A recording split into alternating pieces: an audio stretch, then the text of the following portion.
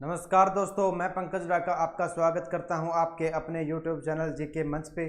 तो दोस्तों, हम ज्योग्राफी में पढ़ रहे थे वायुमंडल का संगठन। पिछली कक्षा ने हमने नाइट्रोजन तक पढ़ लिया था और जान लिया था, हमने ठोस तत्वों को जान लिया था, द्रव तत्वों के बारे में जान लिया था और गैस तत्वों के बारे में हम बात कर रहे थे। और गैस तत्वों की भी हमने बात की थी। गैस तत्व क्या होते हैं? दो टाइप के होते हैं, एक होता है स्थायी और एक क्या होता है? अस्थायी तत्व होता है। अस्थायी गैस होती है हमारे वायुमंडल में। ठीक है, तो स्थायी गैसों की हमने बात की थी। तो कौन कौन सी गैस स्थायी होती हैं? नाइट्रोजन गैस होती है हमारे वायुमंडल में स्थायी गैस। उसके बाद हमने बात की थी ऑक्सीजन गैस के बारे में और उसके बाद हमने क्या बात की थी? ऑर्गन के बारे में बात की थी। नाइट्रोजन गैस को हमने अच्छे से पढ़ लिया था, किस प्रकार से हमारे व्यवहारिक जीवन में काम आती है नाइट्रोजन गैस और क्या क्या इसके यूज हैं। और इसकी मात्रा की बात की थी हमने, तो कितने प्रतिशत है ये हमारे वायुमंडल में मौजूद? 78.02% मौजूद है नाइट्रोजन गैस हमारे वायुमंडल में। उसके बाद आज की कक्षा में हम ऑक्सीजन के बारे में पढ़ेंगे, ऑर्गन के बारे में पढ़ेंगे और अस्थायी गैसों के बारे में हम जानेंगे। अस्थायी गैसों में हमने नाम लिखे थे सभी के, CO2 थी, ओजोन थी, हाइड्रोजन, और इन सभी के बारे में हम क्या है आज की कक्षा में अच्छे से विस्तार से जानेंगे। तो चलिए दोस्तों, अब हम स्टार्ट करते हैं ऑक्सीजन गैस के बारे में।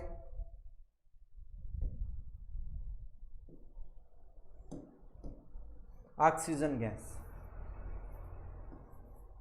जीवनदायिनी गैस बोला जाता है ऑक्सीजन गैस को। और ऑक्सीजन की अगर मात्रा की बात करें तो हम हमारे वायुमंडल में कितनी प्रतिशत मौजूद है?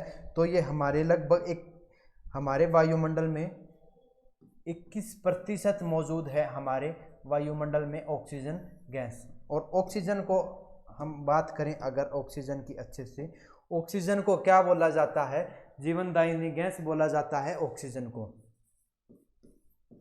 जीवन दायिनी गैस।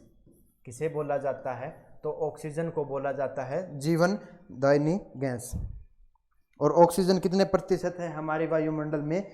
21% मौजूद है हमारे वायुमंडल में। और अगर हम बात करें ऑक्सीजन की, कल की कक्षा में ही हमने जिक्र किया था कि नाइट्रोजन क्या है?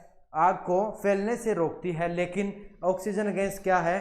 आग को जलाने में हमारी मदद करती है। तो ये क्या करती है? इसे क्या कहते हैं? जीवनदायिनी या प्राणवायु कहते हैं। और क्या है कि वस्तुओं को जलाने में कौन सी गैस सहायक होती है? तो ऑक्सीजन होती है, वस्तुओं को जलाने में सहायक होती है ऑक्सीजन गैस। और जीवनदायिनी कहते हैं इसे, प्राणवायु कहलाती है, इसीलिए इसे क्या कह देते हैं हम? प्राणवायु। किसे कहते हैं? ऑक्सीजन को कहते हैं। और अगर हम बात करें ऑक्सीजन की, तो भोजन का ऑक्सीकरण कौन सी गैस करती है? तो ऑक्सीजन गैस करती है भोजन का ऑक्सीकरण। भोजन का ऑक्सीकरण करती है ऑक्सीजन गैस। आपसे एग्जाम में पूछा जाए अगर भोजन का ऑक्सीकरण कौन सी गैस करती है, तो ऑक्सीजन करती है। आपने देखा होगा कि हम मुख्य 3 प्रकार से भोजन को लेते हैं: कार्बोहाइड्रेट, प्रोटीन और क्या होता है? वसा। इन 3 रूपों में हम मुख्यतः भोजन को लेते हैं। अगर हम बात करें तो ऑक्सीकरण करके ऑक्सीजन गैस कार्बोहाइड्रेट को किस में बदल देती है? ग्लूकोज में बदल देती है। और प्रोटीन को किस में बदल देती है? अमीनो एसिड में बदल देती है। ऑक्सीकरण की क्रिया द्वारा ऑक्सीजन अमीनो अम्ल में बदल देती है। और क्या है? वसा को ग्लिसरीन में बदल देती है। इसका ऑक्सीकरण हो जाता है भोजन का ऑक्सीजन गैस की मदद से। तो चलिए अगर हम बात करें तो आगे,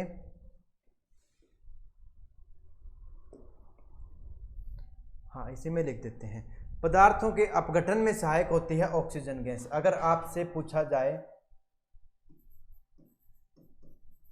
पदार्थों के अपघटन के लिए कौन सी गैस सहायक होती है, तो ये होती है ऑक्सीजन गैस। पदार्थों के अपघटन में सहायक होती है।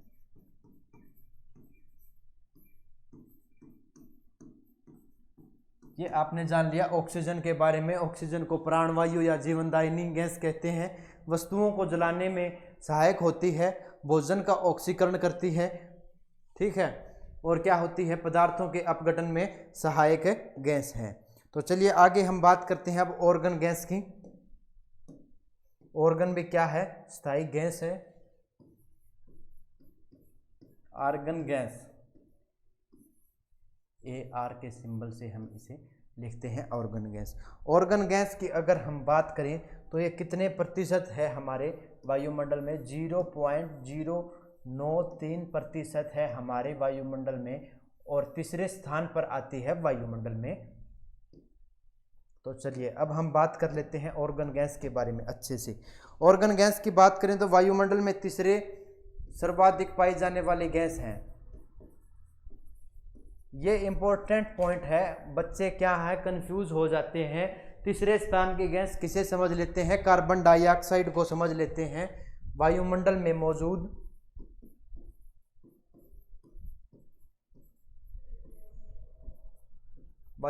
मौजूद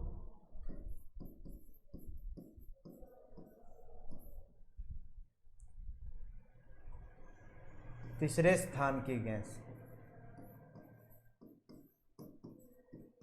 सबसे ज़्यादा क्या है, नाइट्रोजन है 78%, उसके बाद ऑक्सीजन है, और उसके बाद क्या है, ऑर्गन गैस आती है 0.093% ऑर्गन गैस है। अगर हम बात करें तो ये क्या है, ऑर्गन गैस अक्रिय गैस है।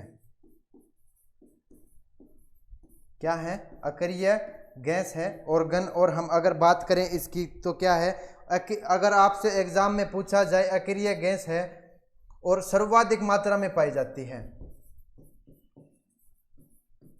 अब आप इसको अच्छे से समझ लेना, एग्जामिनर आपके दिमाग के साथ खेल जाता है। सर्वाधिक मात्रा में पाई जाती है।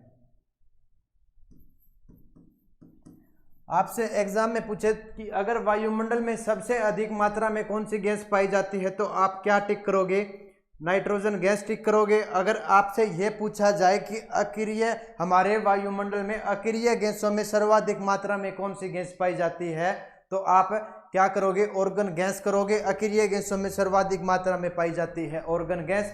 और वैसे किस स्थान पे पाई जाती है, तीसरे स्थान पे पाई जाती है 0.093% ऑर्गन गैस, और अक्रिय गैसों में सर्वाधिक पाई जाती है। तो अब हम बात करें तो अक्रिय गैसों का निर्माण कैसे होता है, रेडियोधर्मी पदार्थों से अक्रिय गैसों का निर्माण होता है। रेडियोधर्मी पदार्थों से क्या होता है, ऑर्गन का निर्माण होता है। ऑर्गन का क्या होता है, निर्माण होता है। और इसे क्या कहते हैं हम, क्षतिपूर्ति गैस भी कहते हैं। अगर आपसे एग्जाम में पूछा जाए क्षतिपूर्ति गैस किसे कहते हैं, क्षतिपूर्ति गैस कहते हैं। अंग्रेजी में क्या कहेंगे इसे, फिलर गैस।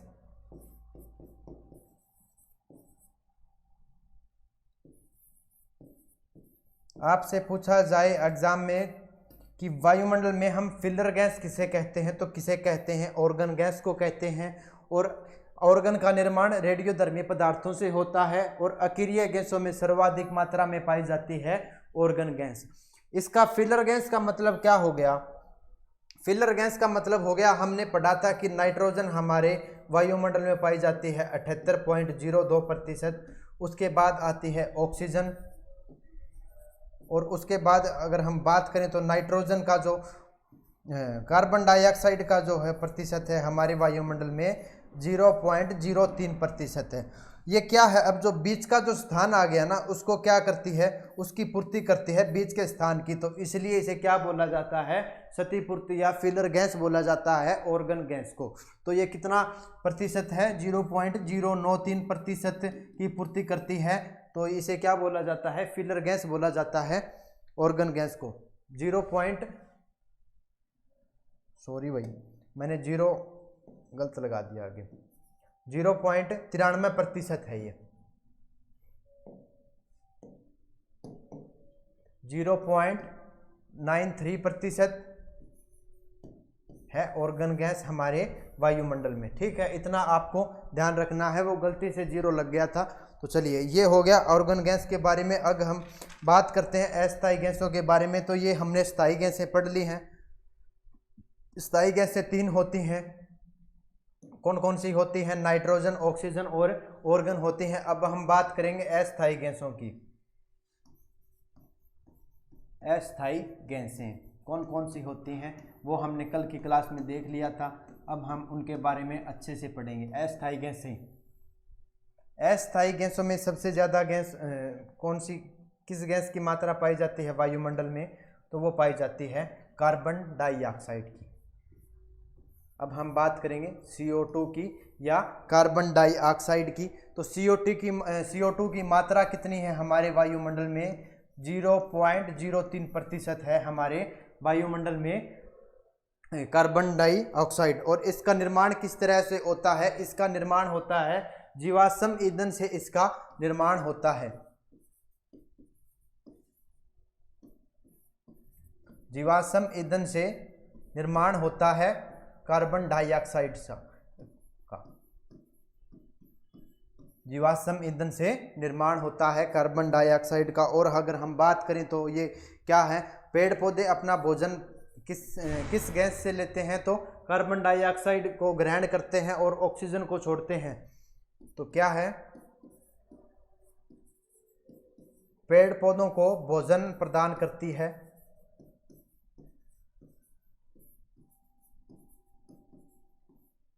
कौन सी गैस करती है?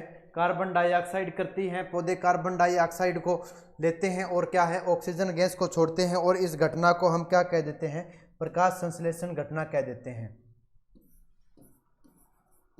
प्रकाश संश्लेषण। पौधे कार्बन डाइऑक्साइड को अपने अंदर लेते हैं और ऑक्सीजन को छोड़ते हैं। इसे ही क्या कहते हैं? प्रकाश संश्लेषण की कहते हैं। तो चलिए, अगर हम और बात करें तो CO2 गैस क्या है? हरित गृह गैसों में सबसे ज़्यादा है।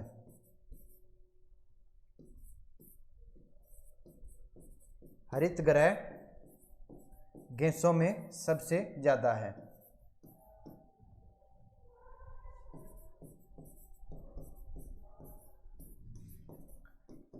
हरित गृह गैसें कौन सी होती हैं? ग्रीन हाउस इफेक्ट कहते हैं हम। ग्रीन हाउस प्रभाव में क्या है? हरित गृह गैसों में सबसे ज़्यादा गैस कौन सी है? कार्बन डाइऑक्साइड है। CO2 गैस है कार्बन डाइऑक्साइड। ठीक है। और अगर हम बात करें तो इसी वजह से क्या होता है? हरित गृह प्रभाव से ही क्या होता है? पृथ्वी का औसत तापमान बना रहता है। तो आपसे पूछा जाए कि पृथ्वी के औसत तापमान बनाए रखने में कौन सी गैस जिम्मेवार होती है? तो CO2 गैस होती है। पृथ्वी का औसत तापमान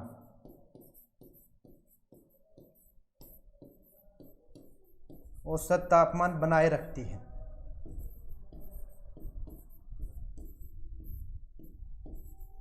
तो कौन सी गैस बनाए रखती है? कार्बन डाइऑक्साइड बनाए रखती है हमारे पृथ्वी का औसत तापमान। और किस वजह से? हरित गृह प्रभाव की वजह से। अगर मैं आपसे पूछूं कि हमारी पृथ्वी का औसत तापमान कितने डिग्री सेल्सियस है? तो हमारी पृथ्वी का औसत तापमान है 15 डिग्री सेल्सियस है हमारी पृथ्वी का औसत तापमान।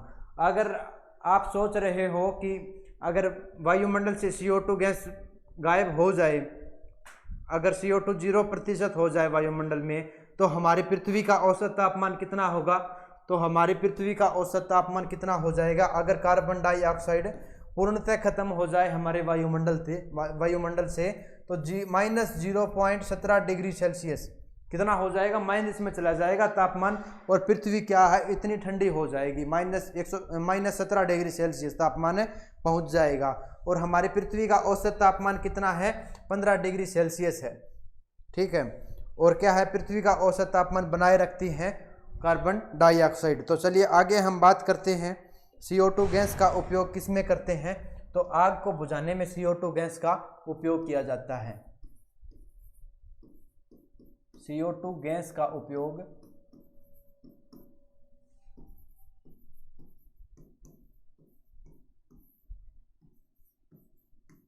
आग को बुझाने में करते हैं।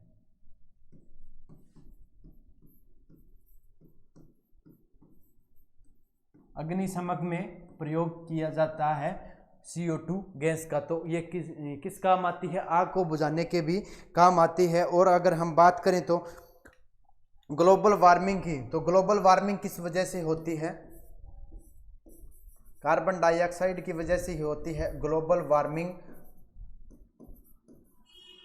ग्लोबल वार्मिंग, या अगर हिंदी में कह दिया जाए भूमंडलीय तापीकरण।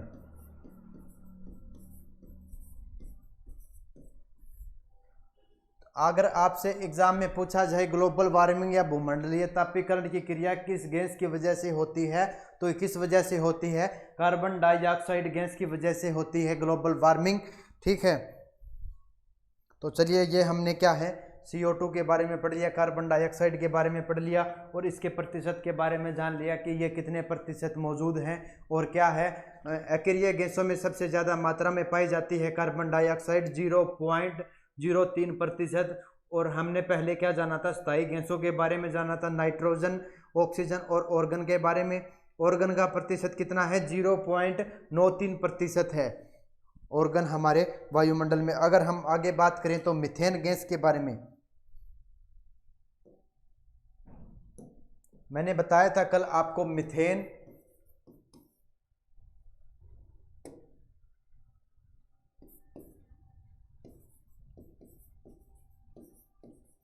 मीथेन हाइड्रोजन,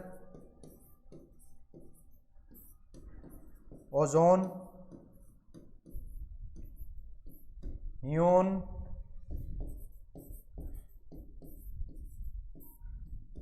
जिनोन और क्या थी?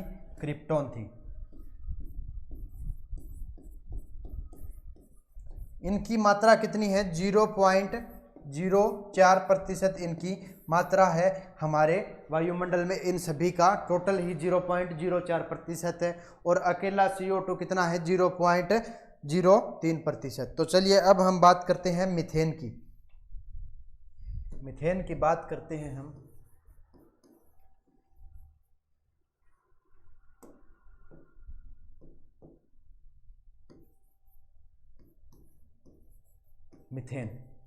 मीथेन गैस को क्या क्या बोला जाता है? इसको क्या बोला जाता है? मार्श गैस बोला जाता है, CH4। इसका क्या है? इसको क्या बोला जाता है? मीथेन गैस को मार्श गैस बोला जाता है। आपसे एग्जाम में पूछे कि मार्श गैस किसे कहते हैं, तो मीथेन को कहते हैं मार्श गैस। और क्या कहते हैं इसे? बायोगैस कहते हैं। बायोगैस के नाम से जाना जाता है इसे। और क्या कहते हैं हम इसे? गोबर गैस, या मतलब बायोगैस या गोबर गैस। और क्या, धान के खेत में पाई जाने वाली गैस है ये। धान के खेत में पाई जाने वाली गैस कौन सी है? मीथेन।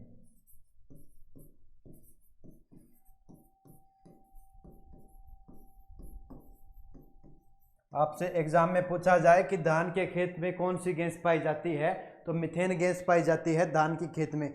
बस आप इतना याद रख लो कि जहाँ पे दलदल की बात आती है, दलदली इलाकों की बात आती है, तो वहाँ पे कौन सी गैस पाई जाती है? मीथेन गैस पाई जाती है दलदल में। ठीक है, तो इतना आप ध्यान रख लेना यार, धान के खेत में पाई जाने वाली गैस। और क्या होती है? जुगाली करने वाले पशुओं के मुंह से निकलती है ये। जुगाली करने वाले पशुओं के मुंह से निकलती है हमारी मीथेन गैस। जुगाली करने वाले पशुओं के मुंह से निकलती है मीथेन गैस। और धान के खेत में पाई जाती है मीथेन गैस। और इसे क्या कहते हैं? बायोगैस कहते हैं, मार्श गैस कहते हैं। अब हम बात करते हैं हाइड्रोजन गैस की।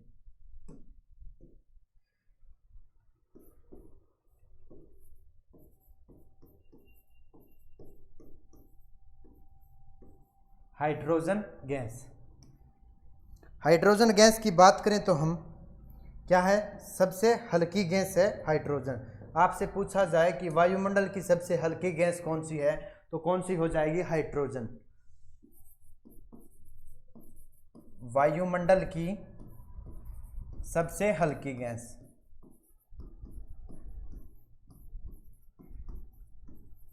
कौन सी है? हाइड्रोजन गैस है। और क्या कहा जाता है हाइड्रोजन को? हाइड्रोजन को कहा जाता है भविष्य का ईंधन भी कहा जाता है हाइड्रोजन गैस को। भविष्य का ईंधन किसे कहा जाता है? हाइड्रोजन गैस को कहा जाता है। और अगर हम बात करें तो ब्रह्मांड में सबसे ज्यादा पाई जाती है हाइड्रोजन गैस।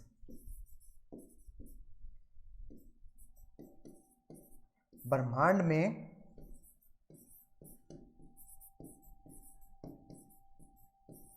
सबसे ज्यादा पाई जाने वाली गैस।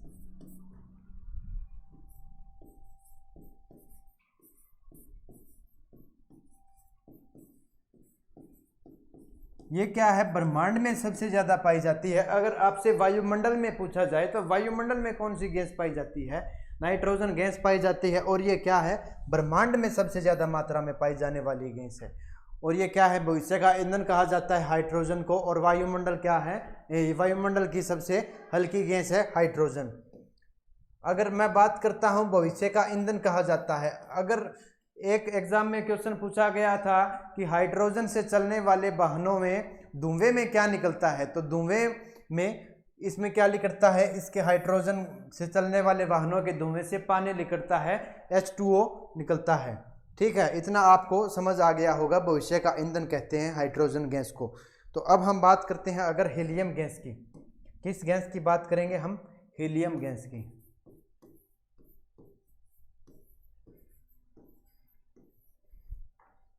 हीलियम या He, हीलियम। ठीक है, अगर हम हीलियम गैस की बात करें तो ये क्या है? दूसरी सबसे हल्की गैस है। वायुमंडल की दूसरी सबसे हल्की गैस।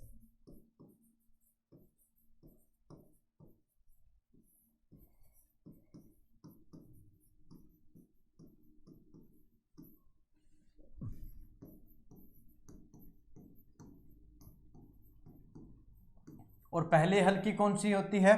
अभी तक हमने बात किया था हाइड्रोजन होती है वायुमंडल की सबसे हल्की गैस। और दूसरी हल्की की बात आ जाए तो क्या है? हीलियम गैस होती है वायुमंडल में दूसरी सबसे हल्की गैस। और इसे क्या कहते हैं? अक्रिय गैसों में भी क्या है? सबसे हल्की गैस। अगर आपसे पूछ लिया जाए अक्रिय गैसों में सबसे हल्की गैस कौन सी है, तो कौन सी है? Helium gas. अक्रिय गैसों में सबसे हल्की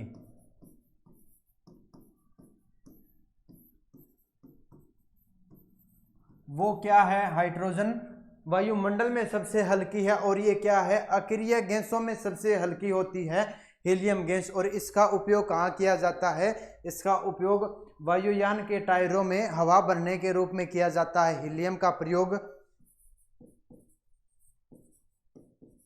वायुयान के टायरों में हवा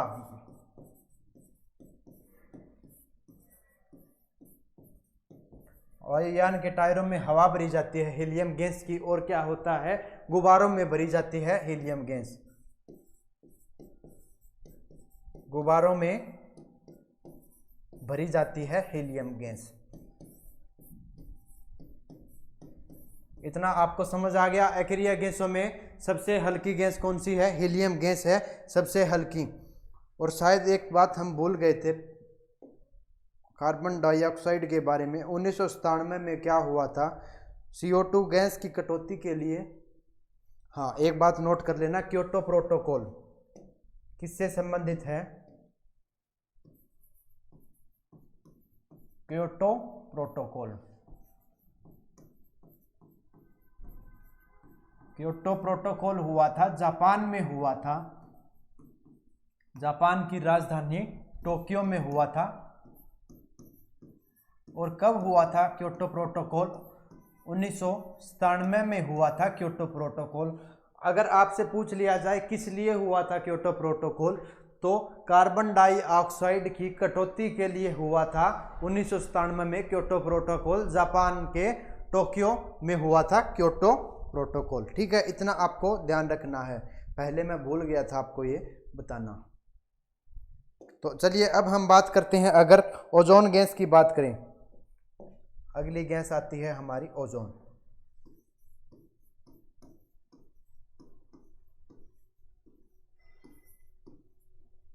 ओजोन या O3 कह देते हैं। तो ये आपसे पूछ लिया जाता है कि किस वायुमंडल की किस परत में पाई जाती है ओजोन गैस, तो किस परत में पाई जाती है, समताप मंडल में पाई जाती है।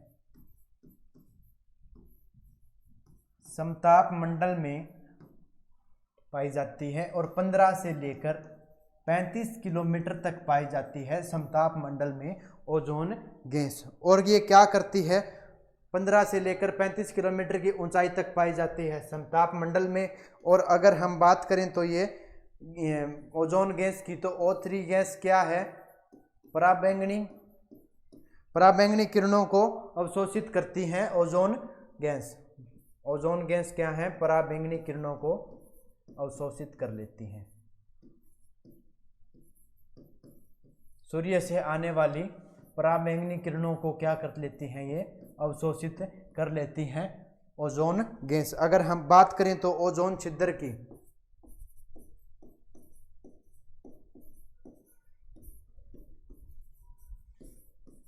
ओजोन छिद्र को सबसे पहले किसने देखा था, फोरमैन ने देखा था। फोरमैन नाम का व्यक्ति था जिसने देखा था सबसे पहले ओजोन छिद्र को, फोरमैन। और कब देखा था इसने, 1985 में देखा था ओजोन छिद्र को। और ओजोन छिद्र कहाँ है, ये पड़ता है अंटार्कटिका में। अंटार्कटिका में पड़ता है ओजोन छिद्र, वहाँ देखा था अंटार्कटिका में सबसे पहले ओजोन छिद्र को। किसने देखा था, फोरमैन ने देखा था, 1985 में देखा था, ठीक है, ओजोन छिद्र को। तो चलिए अब हम बात करते हैं, अगर 16 सितंबर को क्या मनाया जाता है, ओजोन दिवस मनाया जाता है। कब मनाया जाता है, 16 सितंबर को मनाया जाता है ओजोन दिवस, क्योंकि 16 सितंबर 1987 को क्या हुआ था, विश्व ओजोन सम्मेलन हुआ था।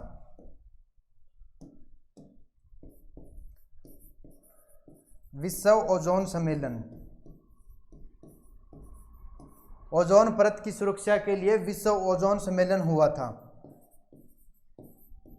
कब हुआ था, 1987 में हुआ था। 1985 में फोरमैन ने देख लिया था ओजोन छिद्र को, और फिर 16 सितंबर 1987 को विश्व ओजोन सम्मेलन हुआ था। और किस स्थान पर हुआ था, मॉन्ट्रियल कनाडा में हुआ था। मॉन्ट्रियल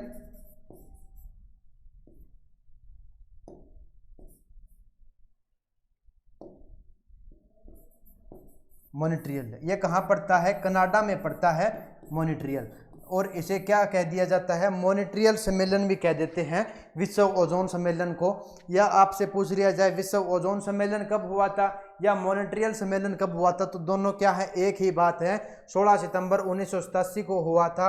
और 16 सितंबर को क्या मनाया जाता है, विश्व ओजोन दिवस मनाया जाता है। इतना आपको ध्यान रखना है, विश्व ओजोन दिवस। और ये क्या करती हैं, समताप मंडल में पाई जाती हैं ओजोन गैस, और सूर्य से आने वाली पराबैंगनी किरणों को अवशोषित कर लेती हैं ओजोन गैस। तो चलिए दोस्तों, आज की क्लास में इतना ही। तो जय हिंद, जय भारत।